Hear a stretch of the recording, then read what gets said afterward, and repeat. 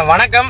ஏற்கனவே வந்து ஒரு காணொலி பதிவு செஞ்சால் அதில் ஒரு இடையூறு தொழில்நுட்ப கோளாறு காரணமாக வந்து அந்த காணொலி முழுமையாக நிறைவு செய்ய முடியல.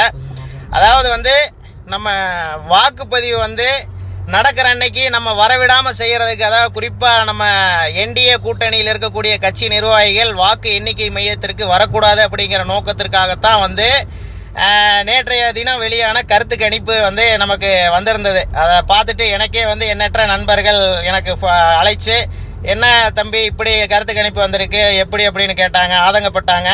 அதாவது கடந்த காலங்களில் வந்த கருத்து கணிப்பு எல்லாமே அப்படியே உண்மையாக நமக்கு வந்து நடந்திருக்கா அப்படின்னு கேட்டால் அப்படியெல்லாம் ஒன்றும் கிடையாது.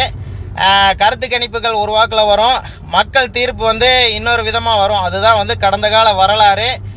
அதனால் வந்து நீங்கள் வந்து வாக்கு எண்ணிக்கை நடைபெறக்கூடிய அந்த மையத்திற்கு வந்து பயம் இல்லாமல் அனைவரும் வரணும். அதை தான் வந்து நான் கேட்டுக்கிறேன்.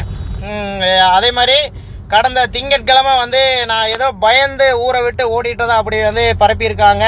அது திராவிட முன்னேற்ற கழக நண்பர்கள் பரப்பியிருந்தா கூட பரவாயில்ல, நம்முடைய கட்சி நிர்வாகிகளே வந்து சிலர் பரப்பியதாக வந்து நம்முடைய கவனத்திற்கு வந்திருந்தது. இருந்தாலும் பரவாயில்ல, அதற்கான பதிலடி என்ன, இதுக்கு என்னுடைய தனிப்பட்ட விமர்சனங்களுக்கு நான் பதில் கூறுவதற்காக நான் இங்கே இந்த காணொலி பதிவு செய்யலை.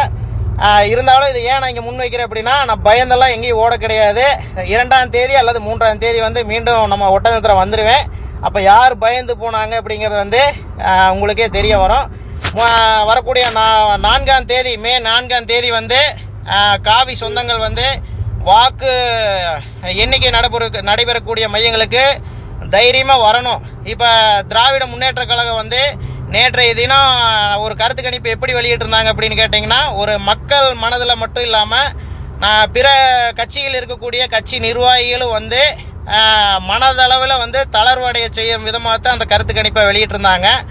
இப்போ மங்கோலிய பேரரசர் செங்கிஸ்கான் வந்து ஒரு போர் யுக்தியை வந்து அவர் செயல்படுத்துவார். எப்படின்னு கேட்டால், ஒரு நாட்டு மேலே போர் தொடுக்க போகிறதுக்கு முன்னாடியே வந்து போலியான ஒரு படையை வந்து அந்த பொம்மைகள் அந்த அட்டைகளெல்லாம் ஏற்படுத்தி ஒரு பிரம்மாண்டமாக காமிப்பார். அந்த மாதிரி யுக்திகளை தான் வந்து இன்றைக்கி வந்து திராவிட முன்னேற்ற கழக அரசு வந்து நம்ம முன்னாடி ஒரு பொம்மாத்து வேலையை காட்டிக்கிட்டு இருக்கு. அதுக்கெல்லாம் பயக்கக்கூடாது. யார் ஜெயித்தாலும் தோத்தாலும் ஆண்மை உள்ளவர்கள் வந்து மே 4, 2026 நம்ம திண்டுக்கல்லில் வந்து வாக்கு நடைபெறக்கூடிய மையங்களுக்கு பெருவாரியாக வரணும்.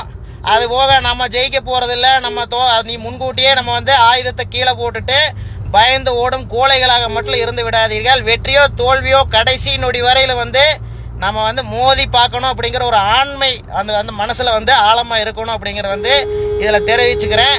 அதே மாதிரி வாக்கு சாவடி மையத்தில் வந்து திருட்டு திமுக வந்து எவ்வளவு தில்லு முள்ளுகளை அரங்கேற்றியதுங்கிறத வந்து நான் கண்கூட பார்த்தேன். ஏன்னா நான் வந்து வாக்குச்சாவடி மையத்தில் வந்து காலை 7 மணியிலிருந்து மாலை 6:30 வரையில் அங்கே உள்ளே இருந்தேன்.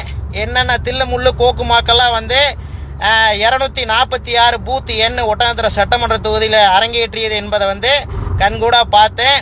அதே மாதிரி இன்னும் மீதி இருக்கக்கூடிய அந்த வாக்குச்சாவடி மையங்களெல்லாம் என்னென்ன தில்லுமுள்ளு பண்ணியிருப்பாங்க அப்படிங்கிறது வந்து வரக்கூடிய தேர்தல் முடிவுகளில் பிரதிபலிக்கும். அதில் எந்த மாற்றமும் இல்லை.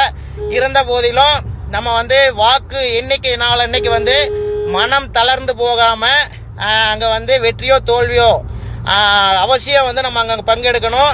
ஒரு வேட்பாளருக்கு 18 பேர் கூட அங்கே உள்ளே போகலாம் எண்ணிக்கை நடக்கக்கூடிய இடத்துக்கு. அதனால் வந்து அது வந்து வேட்பாளர் அவர்கள் முடிவு செய்யக்கூடியது, யார் அவர்கள் சார்பாக உள்ளே போகணும் அப்படிங்கிறத. இருந்தாலும் வந்து வெளியே அந்த வாக்கு எண்ணிக்கை நடைபெறக்கூடிய மையத்திற்கு வெளியே எத்தனை பேர் வேணாலும் இருக்கலாம், தவறில்லை. அதனால் வந்து அனைவரும்னா நம்ம கூட்டணி கட்சி சார்ந்தவர்கள் அனைவரும் வந்து, நான் வந்து பாஜக நண்பர்களுக்கு மட்டும் இந்த காணொலியை பதிவு செய்யலை, கூட்டணியில் அங்கம் வைக்கக்கூடிய அனைத்து சொந்தங்களும் வந்து அங்கே வரணும். அதுதான் வந்து ஒரு நல்ல முடிவாக இருக்கும்னு நான் சொல்லிக்கிறேன்.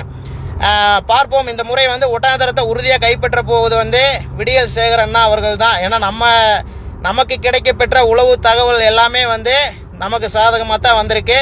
இந்த பூத் கமிட்டிக்கு உள்ள வந்து என்னென்ன கோல்மால் முழுமையாக நடந்துச்சு அப்படிங்கிறது வந்து இன்னும் சரியான தரவுகள் வரல.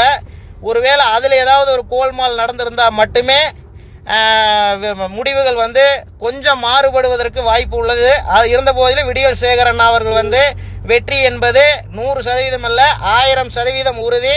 மேலே வந்து மாண்புமிகு எடப்பாடியார் அவர்கள் தான் வந்து முதலமைச்சராக வரப்போறாங்க. எத்தனை கருத்து இந்த 100 கருத்து கணிப்பு இல்லை, 1000 கருத்து கணிப்பு வந்தாலும் நம்மளுடைய கருத்து கணிப்பு, நீதியின் கண் சமூக நல குழுவின் கருத்து கணிப்பு என்ன சொல்லுது அப்படின்னா, ஒட்டஞ்சத்திரத்தில் இந்த முறை வந்து விடியல் சேகர் அவர்கள் தான் வந்து வெற்றி அடைய போகிறார், சக்கரவாணி அவர்கள் படுதோல்வி அடைகிறார் என்றுதான் நமக்கு இதுவரை தகவல். நேற்று மாலை 8:30 மணிக்கு வந்த தரவு அடிப்படையில் விடியல் சேகர் அவர்களுக்கு தான் சாதகமாக வந்துள்ளது.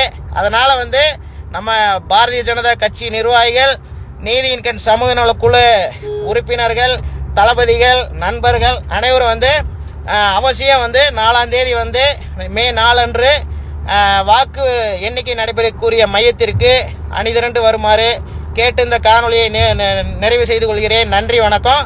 நான் எவனுக்கு பயந்து ஓடல, 3ஆம் தேதி நான் ஒட்டஞ்சத்திரம் வந்துடுவேன்.